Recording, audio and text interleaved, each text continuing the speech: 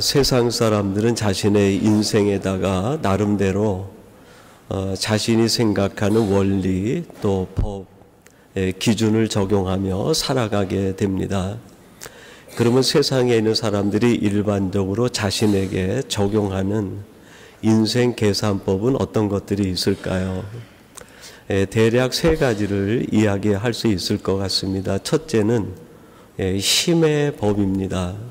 즉 양육 강식에 의한 약한 자는 강한 자에게 먹잇감이 될 수밖에 없는 이 동물의 세계의 법칙에 따라 내가 상대방에게 먹히지 않으려면 강해지는 방법밖에 없다.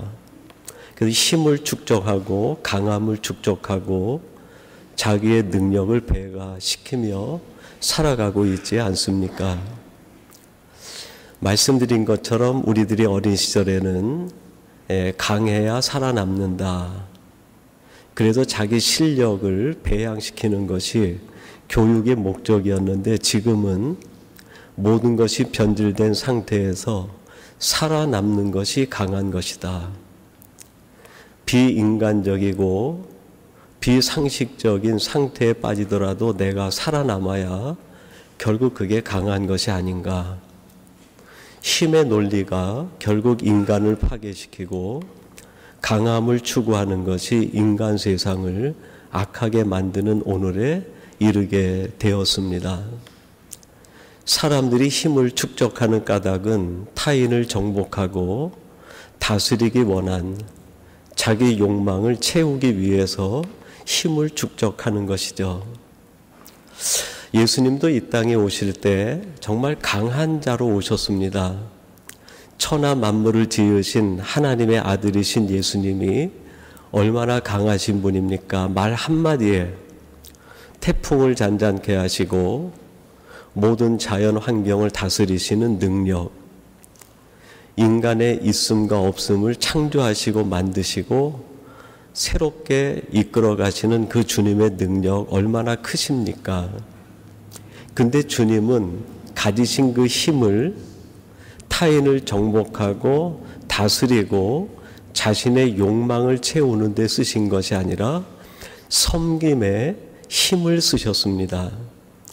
세상 사람들은 힘을 추구하는데 그 힘은 약한 자를 먹잇감으로 자신의 야망과 욕망을 채우는 데 쓰지만 우리 크리스찬들은 그 힘을 섬기는 데 써야 되겠다. 마가복음 10장 45절에서 주님이 이렇게 말씀합니다. 인자에 온 것은 섬김을 받으려 함이 아니라 섬기려 하고 도리어 자기 목숨을 많은 사람의 대속물로 주려 함이라. 가장 큰 힘은 정복하는 힘이 아니라 섬기는 힘입니다. 그러나 세상 사람들은 섬김의 힘을 발휘하기보다는 정복하기 위해서 힘을 축적하고 그렇게 축적된 힘은 결국 우리가 사는 세상을 더 절망적으로 만들어가고 있지 않습니까? 두 번째로 이 땅을 살아가는 사람들이 자신에게 적용하고 살아가는 원리, 기준, 법이 있다고 하면 손익계산법이다 라고 할 수 있겠습니다. 효율을 극대화시키는 거죠. 경제 논리로 살아가는 것을 이야기합니다. 작은 것을 투자해서 큰 이익과 이윤을 남기는 것이 보편적으로 사람들이 가지고 있는 인생 계산법이 아니겠습니까? 내가 투자한 것에 열매가 없으면 그래서 상심하게 되고 내가 투자할 때 기대했던 그 이윤과 이익이 창출되지 아니하면 세상을 원망하고 삶을 비관하는 일이 도처에서 일어나지 않습니까? 여러분, 우리 크리스찬들도 세상을 살면서 자신의 인생을 올인하고 투자하며 살아갑니다. 시간과 삶과 자신의 일생을 자신에게 주어진 삶의 현장에다 쏟아붓고 살아가죠.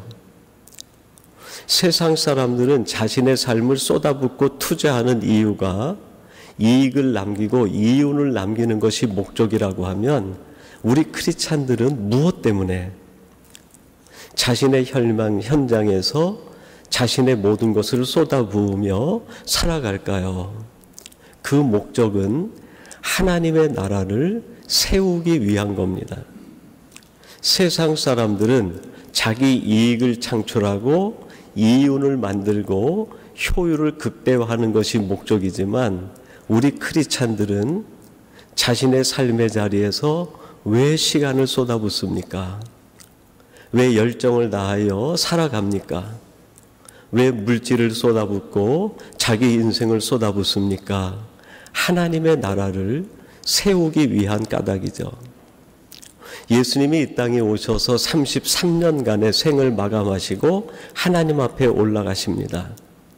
그 예수님이 오셔서 공생애를 시작할 때 모든 무리들에게 예수님께서 이 땅에서 왜 오셨고 쏟아붓는 이유가 목적인지를 주기도문 가운데 말씀하시는데 마태복음 6장 10절에서 이렇게 말씀합니다. 나라가 임하옵시며 뜻이 하늘에서 이루어진 것 같이 땅에서도 이루어지이다.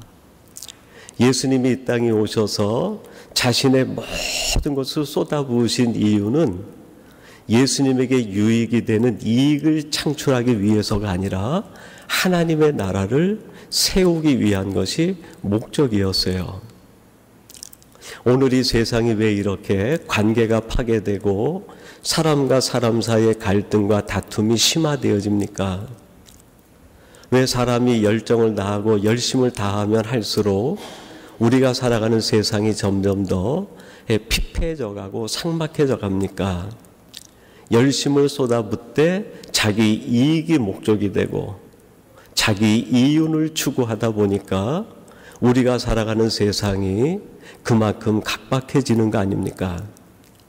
이 세상을 하나님의 동산으로 만들기 위해선 우리는 쏟아붓되 하나님의 나라를 세우는 것이 목적이 돼야 되고 하나님의 뜻을 이루는 것이 가치가 돼야 됩니다.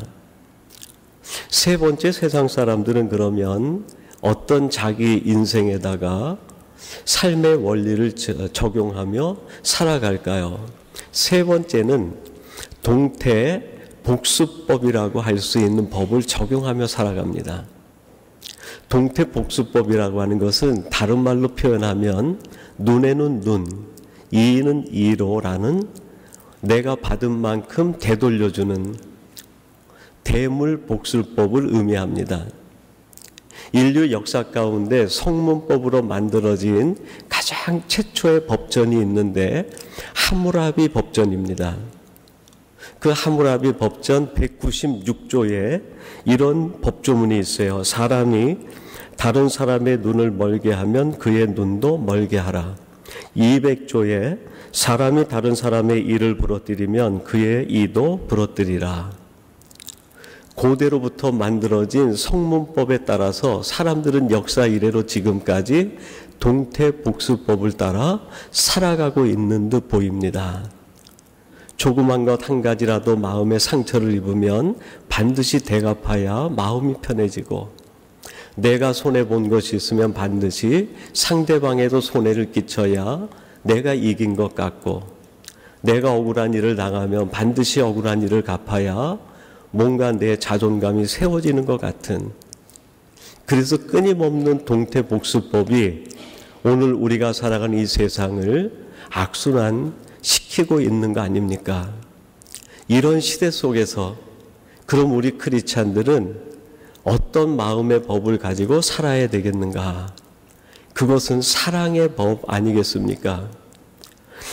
로마서 13장 10절에서 주님이 이런 말씀을 바울에게 하시고 바울이 그걸 우리에게 전합니다.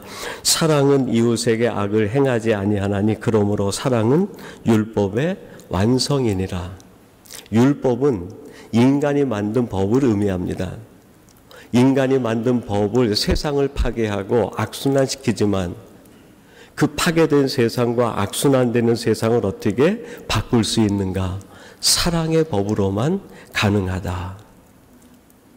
세상 사람들은 오늘이라는 삶의 현장에서 끊임없이 힘의 논리를 추구합니다.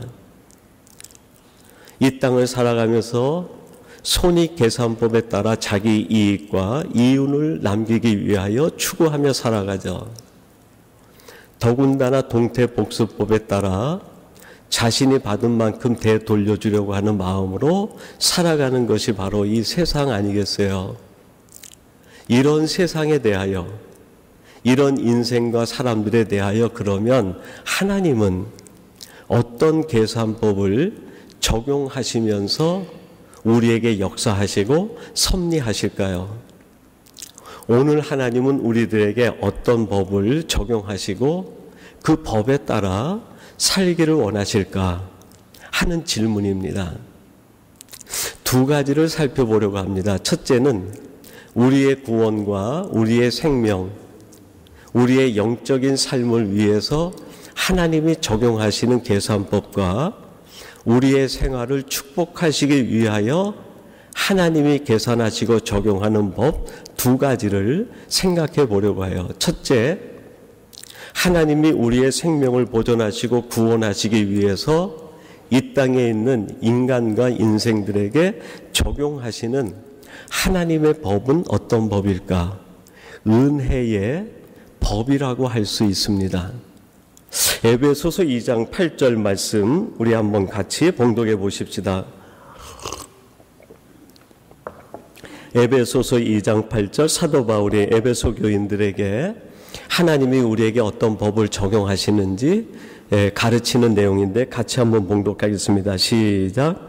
너희는 그 은혜에 의하여 믿음으로 말미암아 구원을 받았으니 이것은 너희에게서 난 것이 아니요 하나님의 선물이라.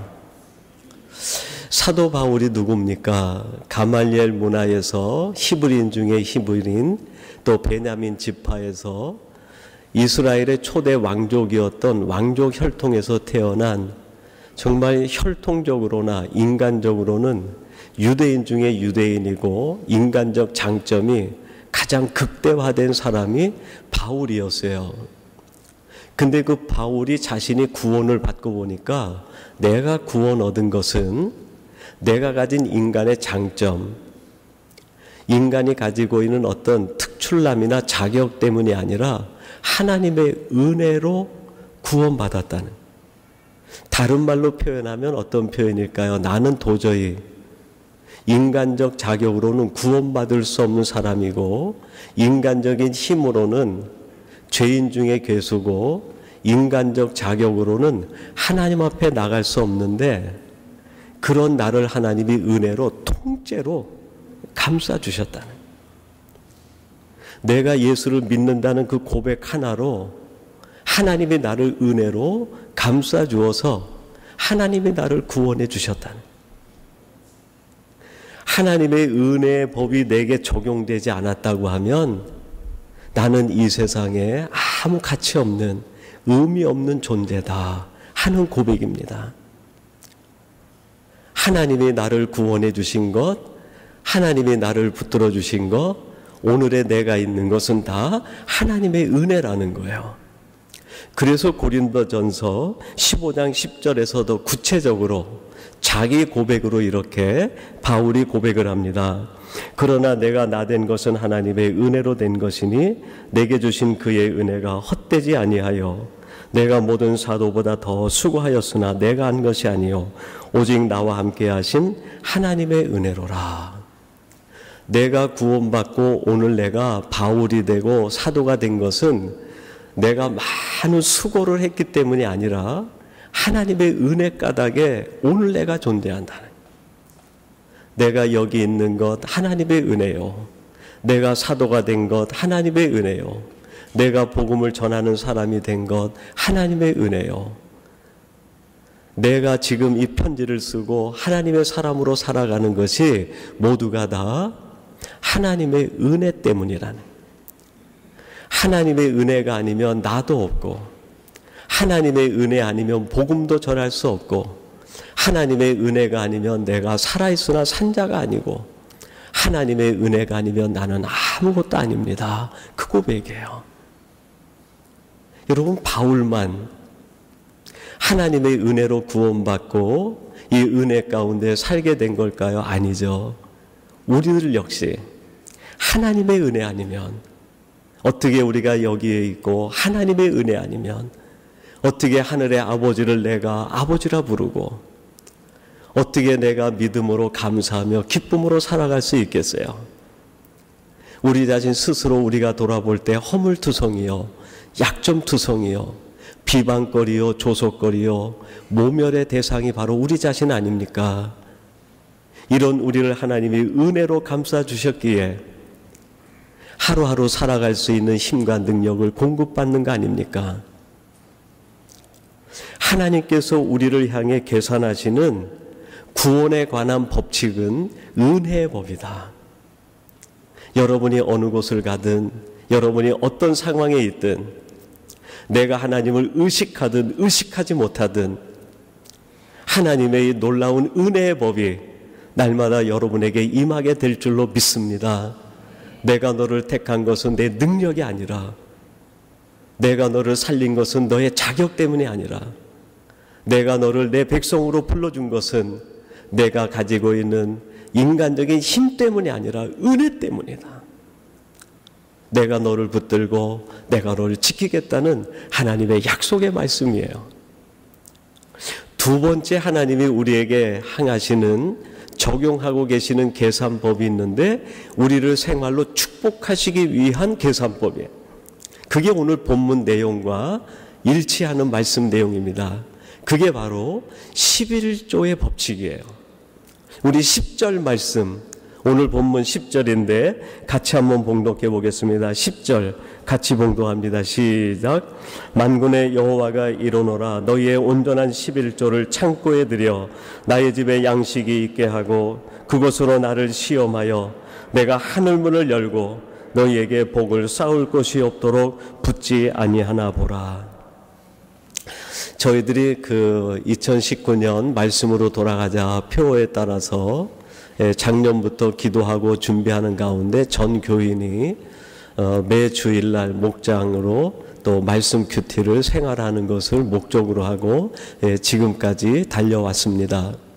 처음 큐티를 하는 분도 있고 매일 성경이라고 하는 책이 낯설기도 하겠다 하는 생각이 들어서 저희 교육자들이 모여 회의하고 연구하면서 어떻게 하면 조금 더 쉽게 말씀과 가까이 할 수 있을까 생각을 하다가 이제 신약의 첫걸음, 구약의 첫걸음 각각 50일짜리를 100일 동안 하는데 그 마지막 날이 오늘이에요. 구약 마지막 주일 말씀으로는 8번째, 그리고 성경으로는 말라기 마지막 말씀인데 왜 하나님이 말라기 1장에서 4장까지 있는 많은 말씀 중에 11조에 관한 말씀을 우리들에게 주셨을까? 가끔 제가 우리 성도님들에게 듣는 이야기 가운데 그런 이야기가 있어요. 목사님, 가끔 가다가 헌금에 대한 설교도 한 번씩 해야 되지 않겠습니까?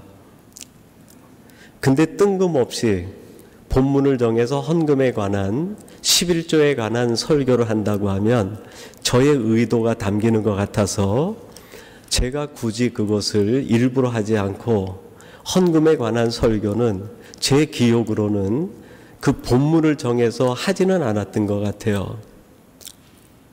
제가 우리 교회에 와서 헌금에 관한 11조에 관한 본문이 선택이 되고 설교하게 되는 것은 첫 번이 아닌가 싶습니다. 왜 하나님은 우리가 성경 말씀을 전부 묵상하는 마지막 날, 왜 11조에 관한 말씀을 주시고 헌금에 관한 말씀을 주실까? 제가 이 말씀을 묵상하면서 제 생각에 이런 생각이 들었어요. 혹시 우리들이 하나님 앞에 헌금에 있어서 너무 인색한 건 아닌가? 하나님이 그동안 우리 교회와 성도들을 바라보면서 참 인색하다 하신 뜻은 아닐까? 내가 너희들에게 준 것이 얼마고 내가 너희들에게 베푼 것이 얼마나 많은데 너희들이 나를 이렇게 취급하느냐 하시는 아버지의 마음이 느껴지는 것 같았어요. 여러분, 11조는 우리를 부담 주기 위해서 하나님이 정하신 것이 아니라 우리를 축복하기 위한 하나님의 놀라운 계획 속에 담겨진 말씀이에요. 10절 말씀을 제가 다시 봉독해 드리겠습니다. 만군의 여호와 그랬어요. 여기에서 만군이란 온 세상 천지의 주인됨을 의미합니다. 물질의 주인이고 세상의 주인이고 천지를 지으신 주인이신 그 여호와, 모든 것을 가지고 계신 그분이 지금 우리에게 말씀하시는 거예요. 어떤 말씀입니까? 너희의 온전한 11조를 창고에 들여 나의 집에 양식이 있게 하고 그것으로 나를 시험해 보라. 한번 11조로 나를 시험해 보라. 그러면 온 세상 천지를 가지고 있고 그 능력의 만군의 하나님이 내가 너에게 어떻게 하는지 한번 보라는 거예요. 마지막에 어떻게 됩니까? 내가 하늘문을 열고 너희에게 복을 쌓을 것이 없도록 붙지 아니하나 보라. 내가 너에게 줄 것이 얼마나 많은데 이걸 다 주고 싶은데 내 마음이 인색한데 그 인색한 마음에 내가 이걸 주면 이 주는 것이 너에게 복이 아니라 저주가 될까 봐. 이것이 은혜가 아니라 오히려 너를 시험에 빠지게 할까 봐. 이걸 주지 못한다. 온전한 11조를 드리는 마음으로 너의 마음을 열면 하나님이 주시는 무궁무진한 축복이 우리에게 이슬같이 이른 비와 늦은 비같이 쏟아진다는 거예요. 제가 한국에 있을 때 주일학교 이제 어린이 학교를 할 때 초등학교를 맡아서 전도사 생활을 한 적이 있습니다. 그때 심군식 목사님이 쓰신 어린이 설교 예화집이 있었어요. 그 예화 가운데 이런 예화가 하나 나옵니다. 초등학교 2학년 된 아이가 주일학교 갈 때 엄마가 불러가지고 동전을 주는 거예요. 한 손에 100원짜리, 한 손에 100원짜리를 주고 꼭 지게 하고, 하나는 교회 가서 하나님 앞에 헌금 드리고 하나는 예배 마치고 나올 때 네가 마음에 드는 대로 간식 사 먹어라. 엄마가 준 거예요. 얼마나 신이 나겠어요. 이 아이가 막 교회를 가는 길에 그만 잘못해도 동전 하나가 딱 떨어진 거예요. 그 동전이 떼굴떼굴 굴러가더니 하수구에 빠져버렸어요. 다급함의 마음에 가가지고 하수구를 들여다보는데 동전을 찾을 방법이 없는 거예요. 한참 앉아서 망설이다 이 아이가 일어나면서 뭐라고 얘기하냐면 이렇게 얘기합니다. 하나님의 동전이 떨어졌네. 지금 잃어버린 건 하나님의 동전이라는. 그러니까 지금 있는 건 이건 내 돈이니까 내 마음대로 해도 된다는 거예요.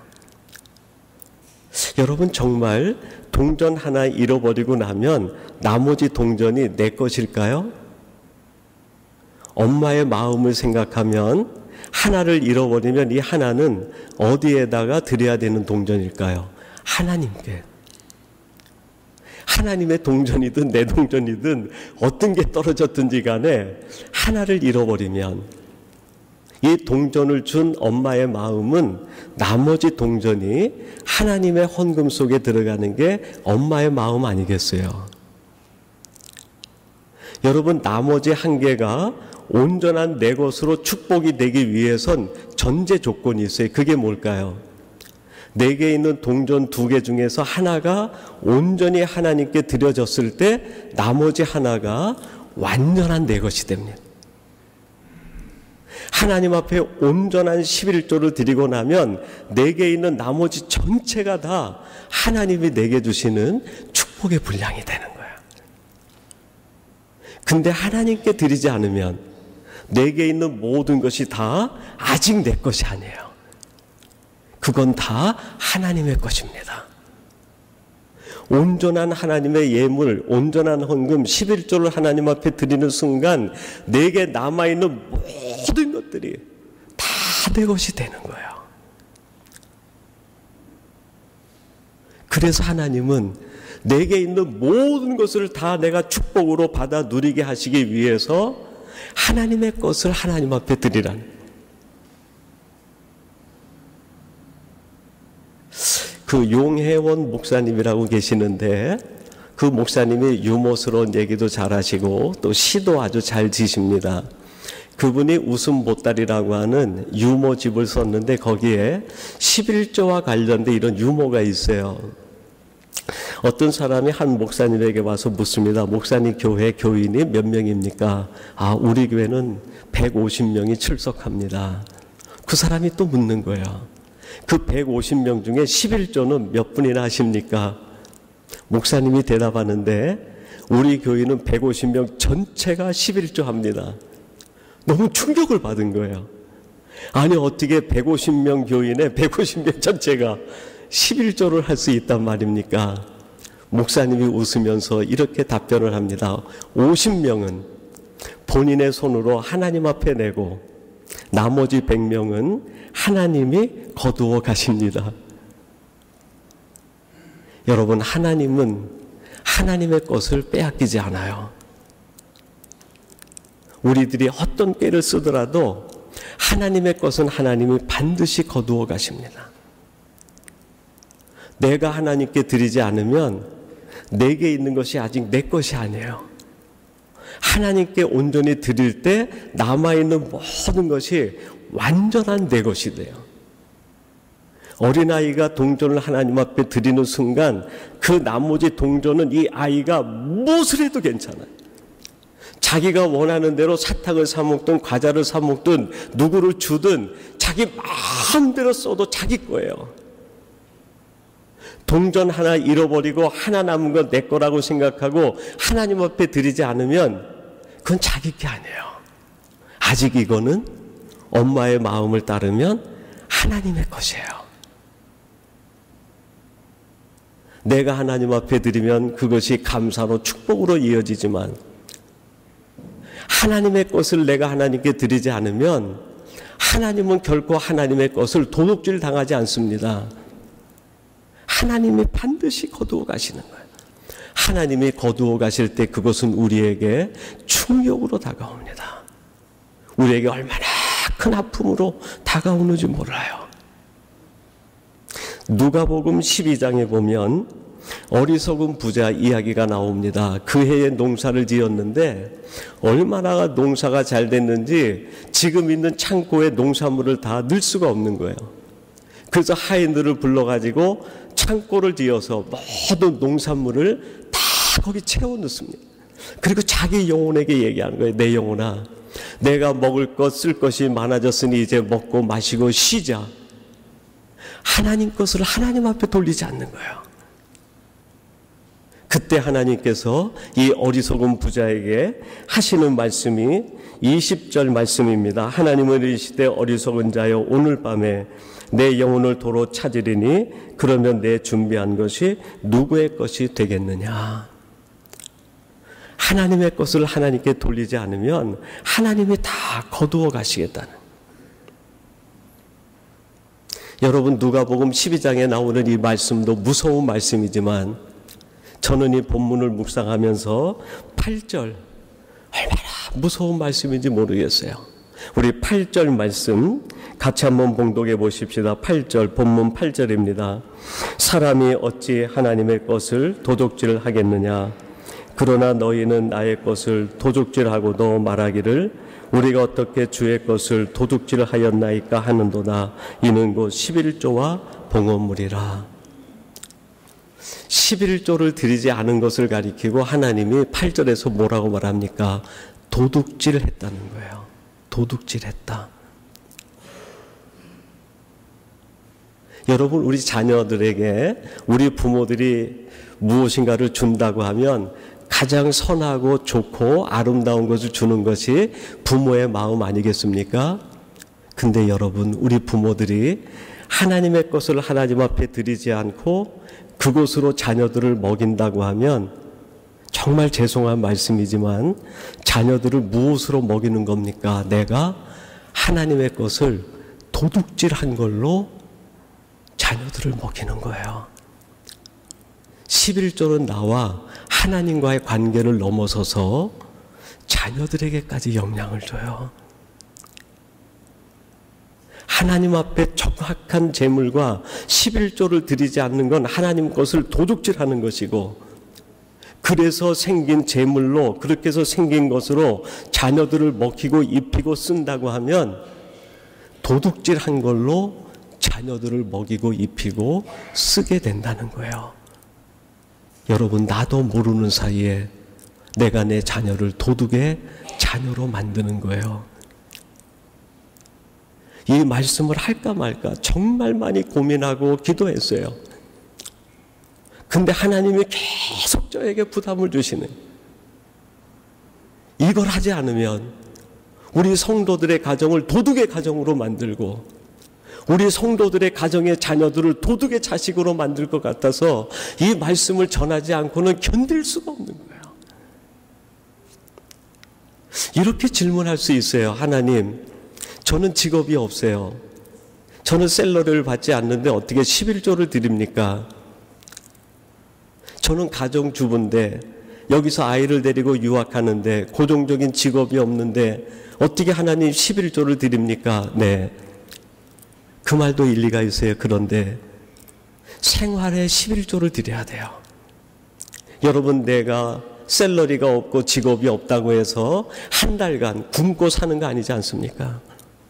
무엇인가 하나님이 내게 생활을 주셔서 한 달에 1,000불이든 500불이든 하나님이 주신 것 가지고 아이들과 살게 하지 않습니까?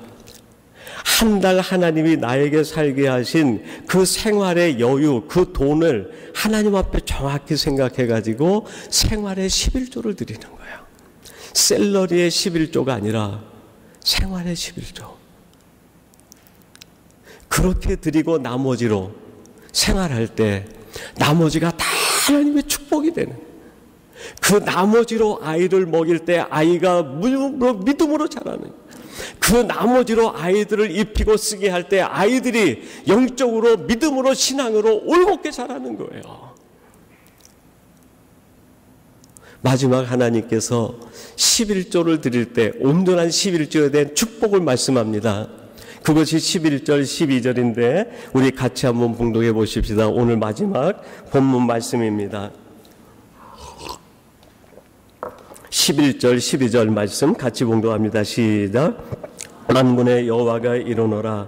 내가 너희를 위하여 메뚜기를 금하여 너희 토지 소산을 먹어 없애지 못하게 하며 너희 밭에 포도나무가 열매가 기한 전에 떨어지지 않게 하리니 너희 땅이 아름다워짐으로 모든 이방인들이 너희를 복되다 하리라. 만군의 여호와의 말이니라. 온전한 11조를 드릴 때 하나님이 우리에게 주시는 축복 세 가지를 얘기합니다. 첫째는 메뚜기가 우리의 소산을 먹지 못하게 하겠다. 메뚜기는 영적인 악한 바이러스를 의미해요. 우리를 침노하고 우리를 괴롭히는 세상의 악한 것들, 세상의 사탄의 도구들, 이런 것들이 우리의 가정과 자녀들을 침노하지 못하게 한다. 두 번째는 뭡니까? 내 포도 열매가 기한 전에 떨어지는 일이 없게 하겠다. 내 손이 수고한 대로 먹게 하겠다. 시편 128편 2절은 말합니다. 내가 내 손이 수고한 대로 먹을 것이라. 여러분, 가장 큰 축복이 뭘까요? 내가 땀 흘리고 내가 씨앗 뿌리고 내가 수고하고 내가 열정을 다할 때 하나님이 그걸 지켜주어서 그 열매를 그대로 거두게 하시는 거예요. 손이 복돼야 돼요. 내 머리에 꾀가 복된 것이 아니라 내 손이 복돼야 돼요.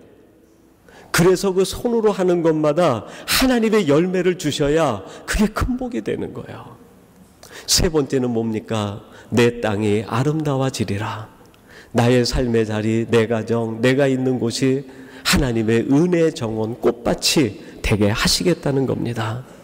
사랑하는 성도 여러분, 하나님께서 구약 성경을 마무리 짓는 오늘 우리들에게 하나님의 것을 하나님께 돌리라고 얘기합니다. 우리는 세상의 계산법대로 사는 사람이 아니라 하나님의 계산법을 따라 사는 사람들이에요. 은혜의 법을 따라 구원받았고 11조의 법칙을 따라 여러분의 가정과 자녀들이 형통의 복, 하늘의 축복을 누리는 성도들이 되시기를 주님의 이름으로 축원합니다. 우리 같이 기도하겠습니다. 하나님 아버지, 오늘 주신 말씀을 쫓아 저들이 이 땅을 살아갈 때 세상적 계산법이 아니라 이 땅을 살아가는 인간의 계산법이 아니라 하나님의 계산법에 따라 살아가는 저희들 되게 해 주시옵소서. 은혜의 법을 따라 구원받은 저희들이 11조의 법칙을 따라 생활의 복을 누리는 하나님의 자녀들 되게 해 주시옵소서. 예수님의 이름으로 기도하옵나이다. 아멘.